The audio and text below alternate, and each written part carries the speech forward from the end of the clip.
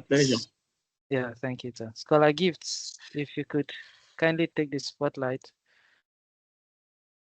Thank you so much for giving me the touchlight. Oh, spotlight. Um, Hello everyone. My name is Gift Udoh. I'm from Akwa Ibom. I received my PTDF award in 2022 to actually go and study in Germany. But because of the whole dad stuff, we were delayed for like 6 to 9 months ish. And they reached out to us and asked us to apply for a change of country. Some of us got it, some of us didn't. So I was able to change from Germany to UK, and I started my master's program in 2023 September. So I did my master's program in global sustainability engineering at Hereford University. And prior to that, my background was in food engineering. So we did all the whole engineering of food basically. My interview was held in I had my interview in Abuja. Yeah, in 2023, sometime around May, March, May. I can't really remember right now, but around that time. So my own story is kind of, I don't know, a bit is way different from others. Because when you want to talk about arriving early, I didn't. When you talk about dressing very well, I didn't. If you want to talk about stammering and fear and being like shaking, I was. Because due to unforeseen circumstances, I had to travel to Abuja. I could not change my interview location. So I had to travel to Abuja using night bus from Lagos the night before my interview. And I got to Abuja at 3 p.m. and my interview was for 3 p.m. And this is me arriving all tired, knackered, looking stressed.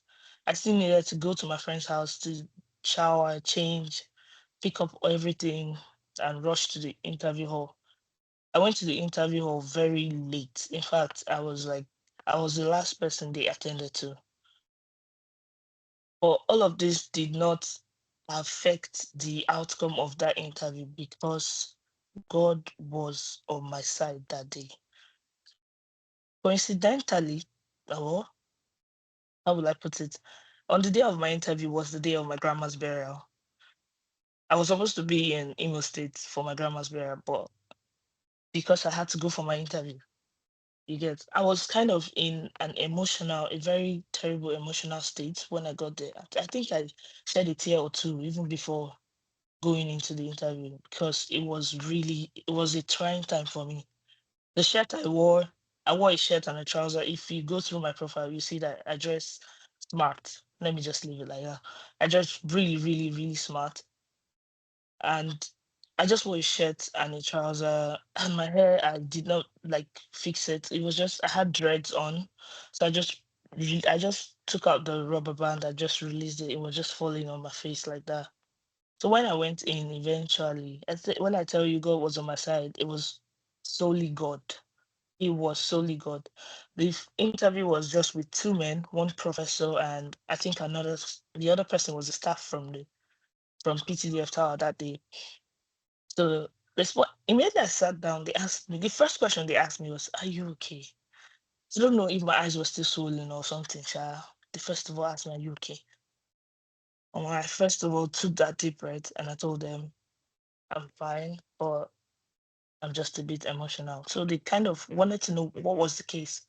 What happened? I told them today's my grandma's burial. Oh, they were like, "Oh, I'm so sorry."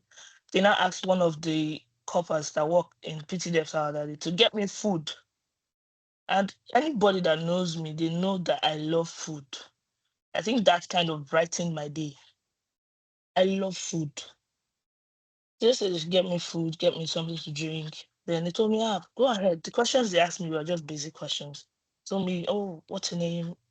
Tell us about your background. Tell us what you want to do. What school are you going to? Before the school I'm studying now was not the school I applied. I used in I put in my application. So it was more like me telling them, okay, my name is this. I'm the graduate of food engineering from University of Uyo. This is what I did for my master's, my dissertation. from my undergrad, and this is what I intend to do. The course I was supposed to study was environmental engineering. So I kind of linked my course to the oil and gas sector. Sound level? It was really important for me to Sound have level? linked it. And bear in mind, this is the third time I applied to PTDF. The first time I applied, I even dressed very nice. I was wearing a gown, which was very unusual for me. I wore a gown, I wore a wig, I was looking good. Yes, we can hear you now. What was the last thing you heard, please? You're talking about wearing a gown or something? Okay, okay. That was my first application. So I said I'd applied 3 times. My first application, I was dressing really nice. I wore a gown, everything was on point. But there were some things that I did not know that they would check, which are those professional memberships, publication. And I thought I was prepared enough, but I wasn't, because after the interview, I knew that, oh, something was wrong. I did something wrong. I applied the second time, I didn't get it. The third time, this time around, I only had one professional membership, which was the NSE. It's not like I did not know about other professional membership, but I don't know. I don't know what I just did. I did not do them. I did not apply to them. I did not register or something. I went for the third interview. The third interview was the way it was. It wasn't so good, but like I said, like every other scholar has said, whatever you believe in, hold it, hold damn tight. Like, if you believe in God, pray very well. If you believe in Allah, pray very well. If you're an atheist, believe that Omo, the sun and the moon and the stars, they will come for you. Like, they will be in your support. Whatever thing you believe in, trust me, just pray and be rest assured that the universe will find a way of, making things fall in line for you. So, fast forward to the interview. One of the questions they asked me was, I studied food engineering. Why am I going to study environmental engineering? And how is that beneficial? How is that beneficial to PTDF? Said, um, while I did my food engineering courses, one of the things that was a problem, that is a problem in the food production sector, is waste. So I kind of related waste to environmental problems and how environmental engineering would help me understand this problem and find a solution for it. And related it to the oil and gas sector as well. There are so many kinds of waste that comes out of the oil and gas sector. And with the knowledge of environmental engineering, one can actually find solutions to these problems that are already existent. Oh, they were impressed. Mind you, before I was able to speak, I was shaking, but they kind of made me feel at ease. They showed that care, that empathy, sort of, and made me feel at ease. Some of the things that I ordinarily wouldn't have been able to talk about, I was able to talk about it, and I laughed about it. Even at their interview, I got their phone numbers, I got their emails, and I really, really thanked them for the reception, the way they treated me, and how they handled the interview. And that was that for the interview. And if you ask me, what do I feel, how do I feel before, during, and after, I've already talked about it. But after the interview, I felt like it was just God that showed me mercy. Really, it was God that showed me mercy before, during, and after that interview. It was God throughout. I felt proud of myself for being able to still hold my thoughts and still go for that interview, regardless of whatever thing I was going through. The key challenges I faced, like I said, I was jittery, I was nervous, but I tried to be more attentive to the environment, and I was listening. I listened and I tried to stay calm. When they asked me a particular question that I didn't have an answer to, I just honestly told them, actually, I don't know, but I'll definitely figure that out. And they laughed, you know. One thing I did really well was to clearly explain how my course, my bachelor's, goes in line with the what's it called, the master's, um, the master's course, and I explained how it relates to the oil and gas sector. If you ask me the steps I took to prepare, well, because it wasn't my first time, it was literally my third time. And that means it was the third time I reviewed my SOP. It has already stuck in my memory. I have really, really gone through that paper because I've been adjusting it. After the first time, I adjusted it the second time. Second time, they didn't even invite me for any interview. But the third time, I readjusted it again. So it's something that has stayed. I practiced some of the questions. I thought I had this thinking. I had this time to think about, oh, how did the first interview go? What are those questions that they asked me that threw me off balance? And I had ready answers for them in case it comes again. And another thing that is so surprising that I don't think any scholar has said is that some of these interviewers would intentionally ask you questions about PTDF. It is not. It is not something that they should use in judging you, but some of them will intentionally ask you about PTDF. Imagine asking PTDF, asking who is the director of this PTDF, or what is the main mission of PTDF. You need to know all those things. At least if you don't know it by heart, just know the basic knowledge about PTDF. Or them asking you what is the full meaning of PTDF.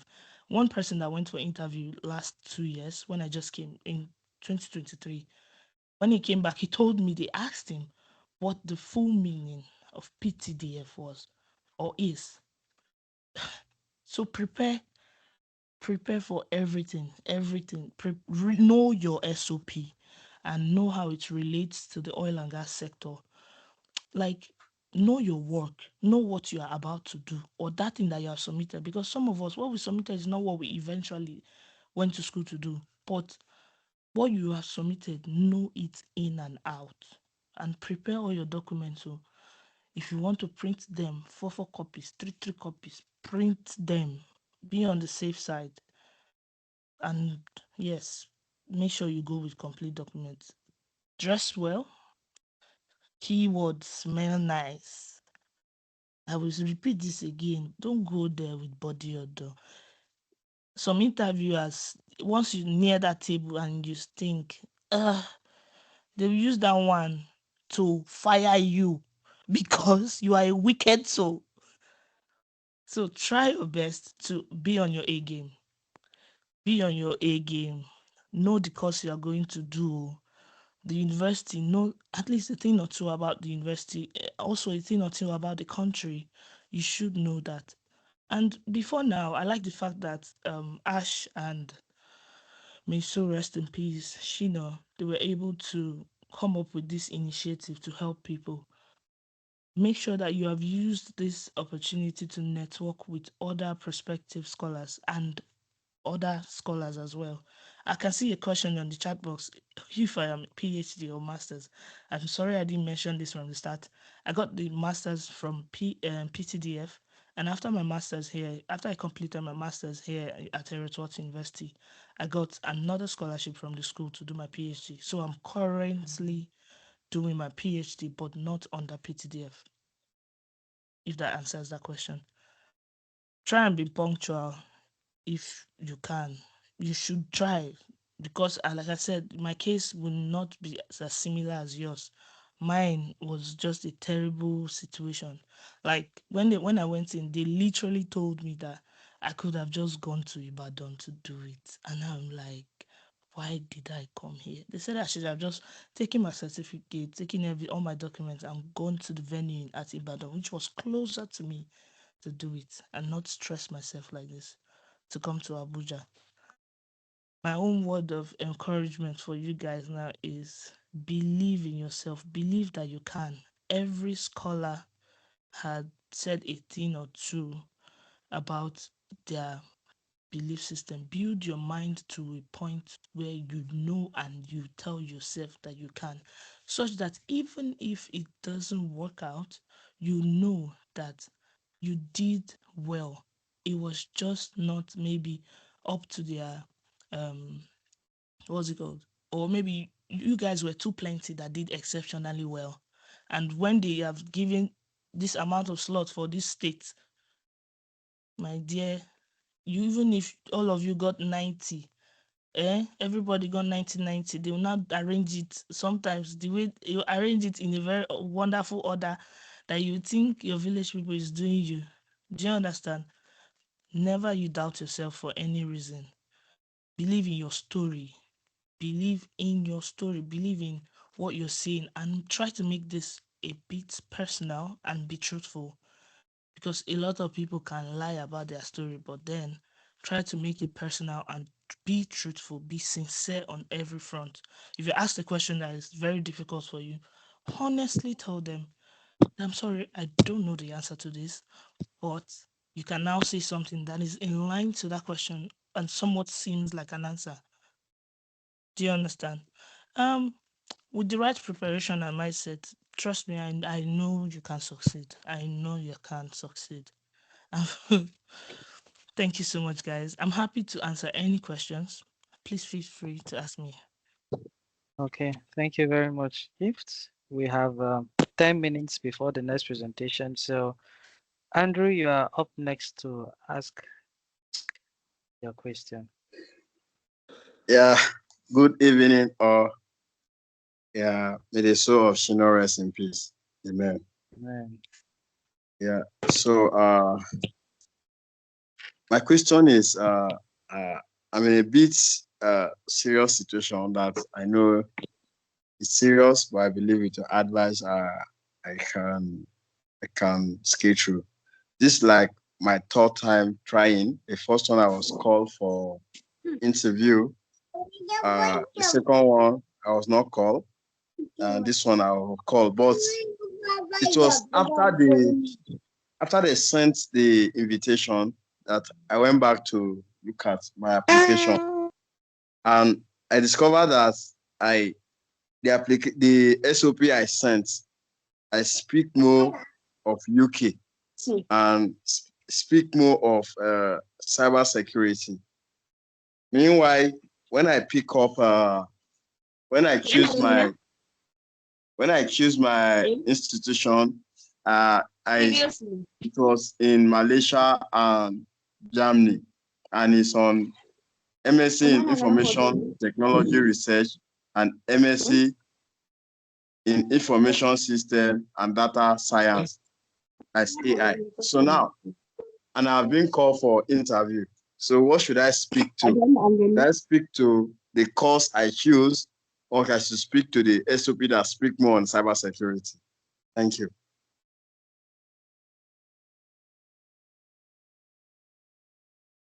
Um, Gift. Hello. Andrew, I just want Yes. to get something clear. So, when you submitted your application, right? What Yeah. SOP did you submit? The one that speak to cybersecurity and mostly speak to UK university more.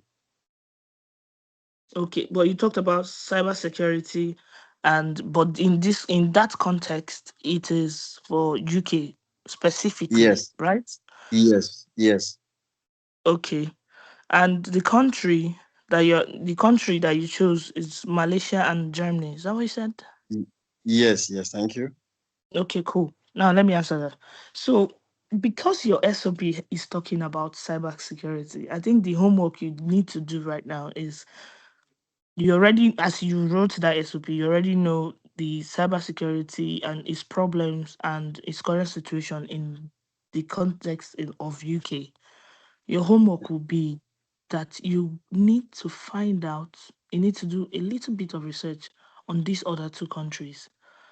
And when you're talking, when they ask you to tell them your background and, talk about what you want to study and why you want to study it, where you want to study it, I think you should talk about cybersecurity as a general problem, then relate it to Germany and Malaysia before even talking about UK. That's if you have that time.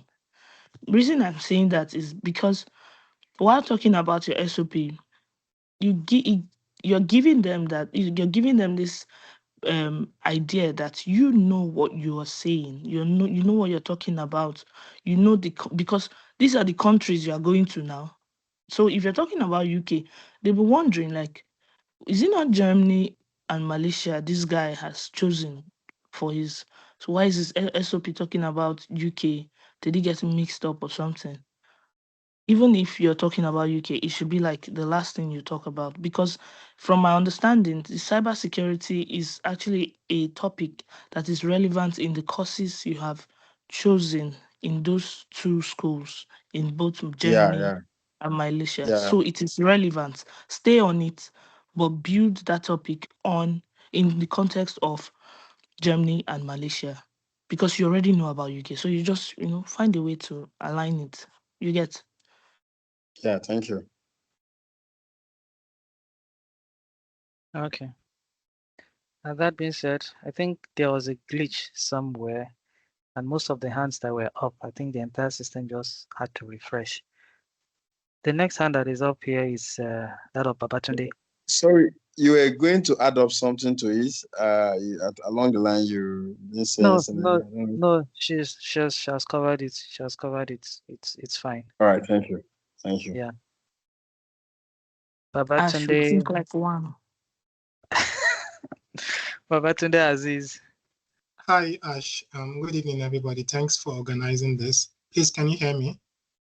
Loud and clearly. Okay, so I noticed something that is common among you scholars here today. It's the fact that most of you are STEM, and there is also another common factor, and that is the first class honors. How common from your interactions with other scholars do you find 2-1 PTDF scholars? And for people in finance, do we have a lot of We scholars have from a lot of. finance? It's mostly STEM. Okay, so if you are here till 8 o'clock, 8 o'clock we have Sylvia. Sylvia is not in STEM, and so Okay. she'll be here to talk to you about that. So hold on till 8 o'clock. You hear from someone who is entirely not STEM, but yeah, quite a Can I ask majority of that? yeah, please. Because myself, my name is Gift. I don't know if you heard when I spoke. I'm sorry I didn't say this. Maybe it's because I'm not too proud that I'm a 2-1 graduate. I am a 2-1 graduate, and I have friends as well that are 2-1 graduates, and lots of other friends that are first class graduates. It is not, if you know, schooling in Nigeria is good. You can be very good and still come out with 2-1 if you don't manage time properly and you play too much like me. So, with that being said, there is no form of discrimination or clique arrangement where you'd maybe they segregate themselves. And we have lots of finance, plenty of finance related people, scholars, both here in Erotwat and in other schools around the whole program, Germany, France, Malaysia, and other schools in UK as well. So that is not a factor. That is not something that should even discourage you at all. My guy, raise your head up, carry your shoulders high. 2-1 is not no be beans. Especially if not even strong 2-1. Kai, it's not that easy. You did well. And you find your kind. Trust me.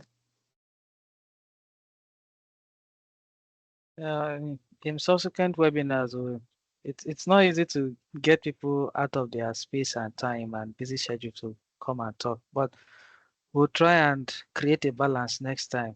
50% STEM, 50% non-STEM, and then see